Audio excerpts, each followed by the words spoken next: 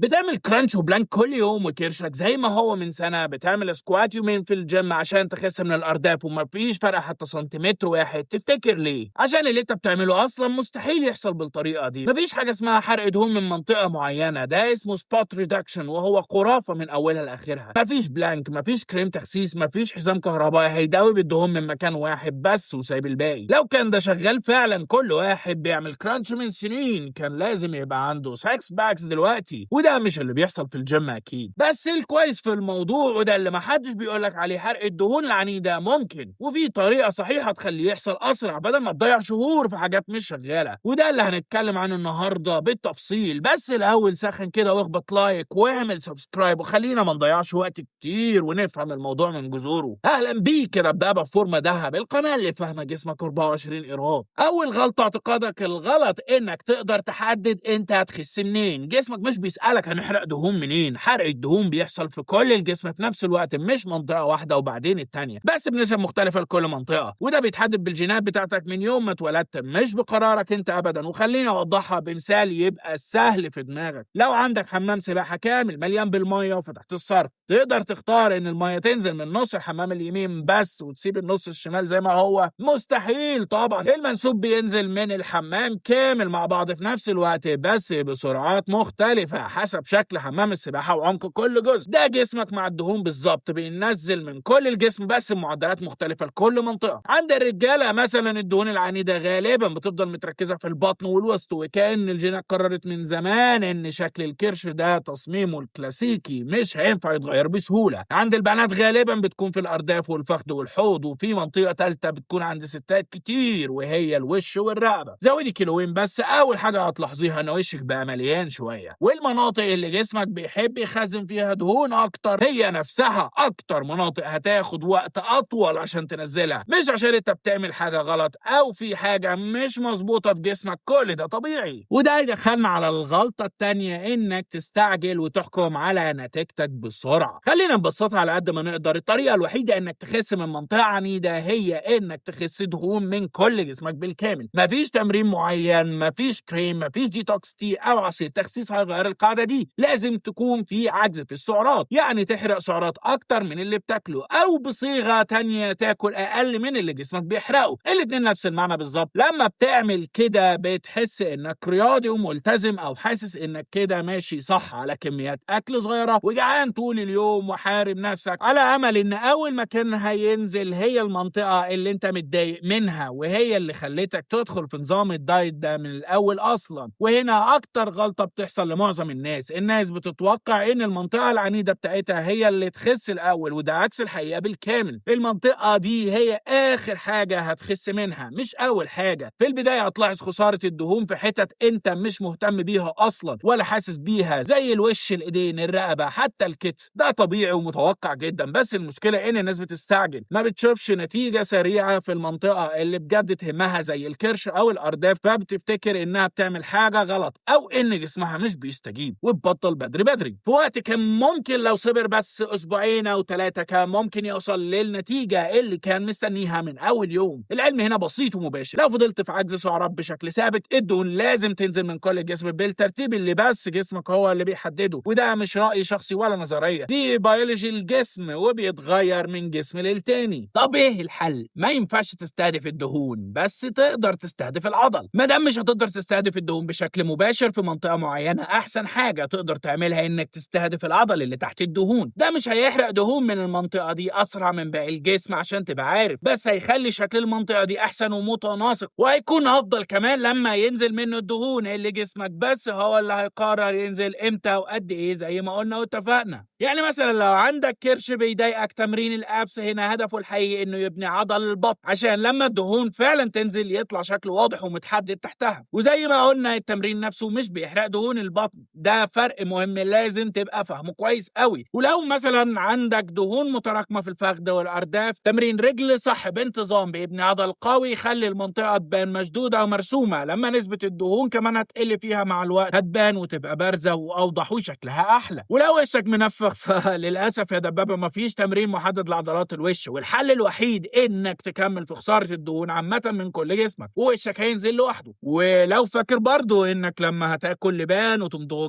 جامد وكتير ده هيساعد في شد الوش للأسف. لأ، ده مجرد كلام منتشر مفيش وراه أي علم. والخلاصة المهمة هنا التمرين على المنطقة العنيدة مفيش منه ضرر، بالعكس هو مفيد جدا، بس لازم تفهم إن دوره تجهيز وتحديد الشكل مش حرق الدهون من نفس المكان.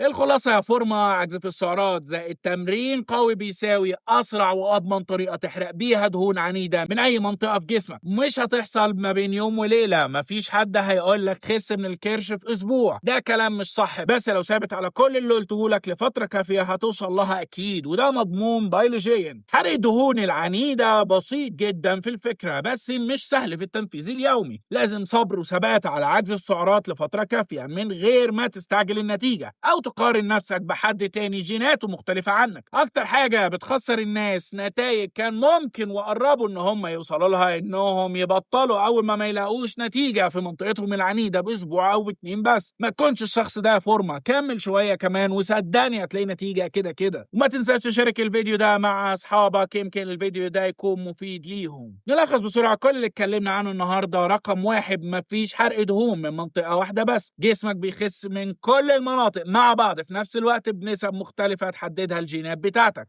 رقم 2، المنطقة اللي عايز تخس منها أكتر هي بالظبط آخر حاجة هتخس منها، فاصبر عليها وما تستعجلش. رقم 3، العجز في السعرات هو الأساس اللي مبني عليه كل حاجة، مفيش طريق مختصر غيره. رقم 4، ابني عضل تحت الدهون عشان الشكل يطلع أحسن وأوضح لما الدهون تنزل تدريجيا.